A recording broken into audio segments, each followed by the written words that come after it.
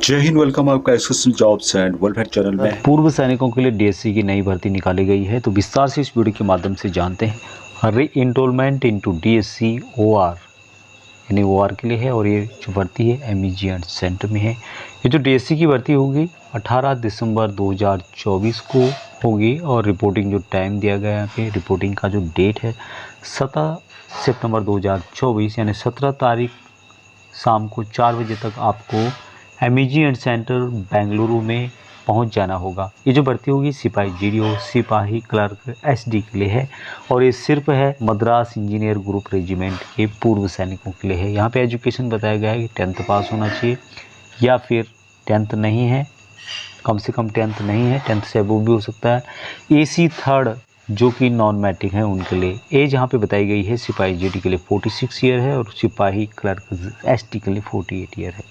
अभी करेक्टर यहाँ पर एग्जाम्पलरी या वेरी गुड दोनों में से कोई भी हो सकता है, वेरी गुड से कम नहीं होना चाहिए।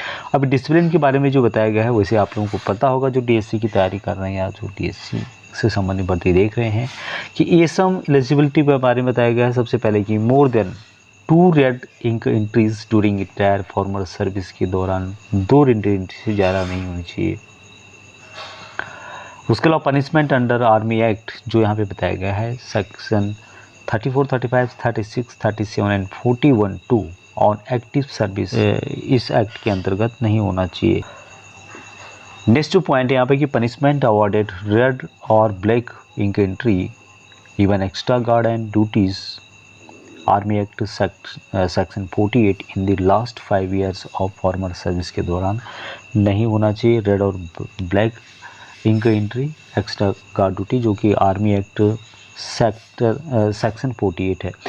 नेक्स्ट है कि no red ink entry in last 3 years of former service, यानी कि जो लास्ट आपने सर्विस की है उस ड्यूरेशन में जो 3 साल पीछे के हैं उसके दौरान कोई भी रेड एंट्री नहीं होनी चाहिए। मेडिकल जो कैटेगरी यहाँ पे है सेफ 1 होना चाहिए। ये दूसरा है कि during the last 5 years of former service proceeding the date of discharge due to the alcoholic dependency syndromes are not eligible for enrollment into DSC, यानी कि लास्ट 5 ईयर्स के दौरान फॉर्मर सर्विस में जो डेट ऑफ डिस्चार्ज आपका alcoholic dependency syndrome से related नहीं होना चाहिए। गैप जो पीरियड है, सबसे इम्पोर्टेंट बात है कि जो गैप पीरियड है यानी रिटायर होने से लेकर डीएससी भर्ती तक कितना गैप सिपाही जीडी में होना चाहिए और सिपाही क्लर्क में कितना होना चाहिए। तो सिपाही जीडी में तो बताया गया यहाँ पे कि आप जब से रिटायर हुए हैं और डीएससी भर्ती तक 2 साल से ज़्यादा गैप नहीं होना चाहिए, और सिपाही क्लर्क के लिए 5 साल से ज़्यादा गैप नहीं होना चाहिए। क्वालिफाइंग सर्विस के बारे में यहाँ पे बताया गया है।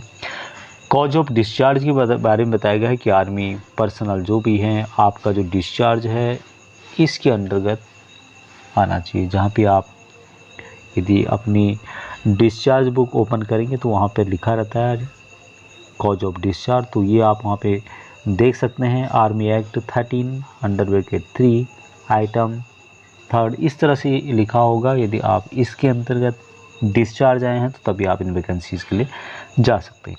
अब यहाँ पर जो डॉक्यूमेंट बताए गए हैं, जब भी आप वहाँ पर जाते हैं तो ये आपको डॉक्यूमेंट ले जाने होंगे, ओरिजिनल और फोटोकॉपी।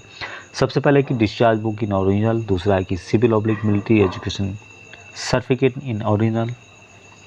नेक्स्ट है कि extended army group insurance bond in original आपको ले जाना होगा। 5 पासपोर्ट साइज़ की फ़ोटोग्राफ्स आपको ले जाने होंगे जो कि वाइफ के साथ होंगे। सिंगल फ़ोटोग्राफ्स 5 आपको ले जाने होंगे, और फोटोग्राफ्स ऑफ इंटायर फैमिली के वो भी आपको 5 ले जाने होंगे। नेक्स्ट है कि photocopy of pan card self and wife NOK, तो फ़ोटोकॉपी आपका खुद का और वाइफ का या फिर एनओके का भी आपको ले जाना जरूरी है। फ़ोटोकॉपी जो कि आधार कार्ड सेल्फ का, वाइफ का या एनओके का।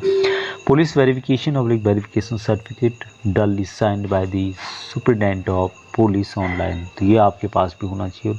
पीपीओ आपके पास होना चाहिए। तो जो भी इन वैकेंसीज़ के लिए जाना चाहते हैं एमईजी, ईएसएम, सिपाही जीडी और सिपाही क्लर्क जो एलिजिबल हैं वो जा सकते हैं एमईजी सेंटर बेंगलुरु में।